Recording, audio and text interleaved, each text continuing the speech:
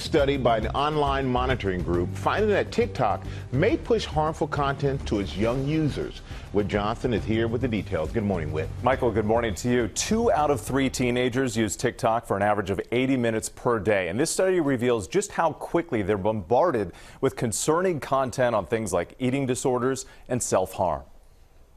This morning, a new study suggesting that the wildly popular social media platform TikTok may push harmful content to young teens. The app's intuitive algorithm recommends posts on the For You page that may interest users based on the content they share and interact with. It's the speed and ferocity with which that algorithm is pushing addictive, dangerous content to children that really worried us. Researchers at the Center for Countering Digital Hate created accounts pretending to be 13-year-old girls in the U.S., U.K., Australia, and Canada. 13 is the minimum age requirement to be on the platform. What we found was really disturbing. Within minutes, it was sending self-harm and suicide content, eating disorder content within 8 minutes.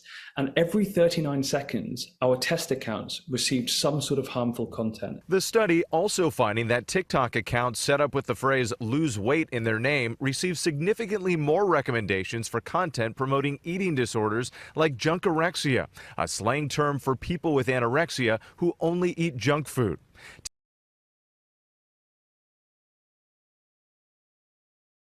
Of teens hold TikTok in the palm of their hand. Researchers worry the app has an increasingly powerful grip on them. TikTok is this sort of weapons grade version of social media in which it aggressively, ferociously pushes new content constantly.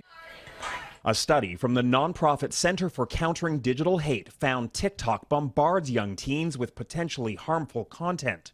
They set up 8 test accounts as 13-year-old girls in Canada, the U.S., U.K., and Australia, where the average young user spends 80 minutes per day on the app. We found that eating disorder content was being served up within minutes, self-harm content within 2.5 minutes, and every 39 seconds, these test accounts on the recommended For You page were getting harmful content.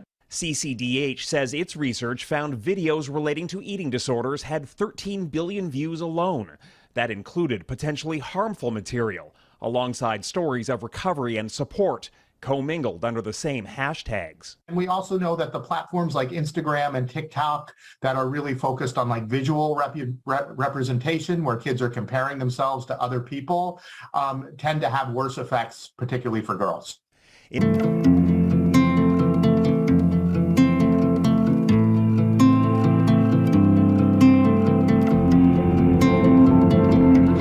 Why looking at those kinds of videos is just so addicting.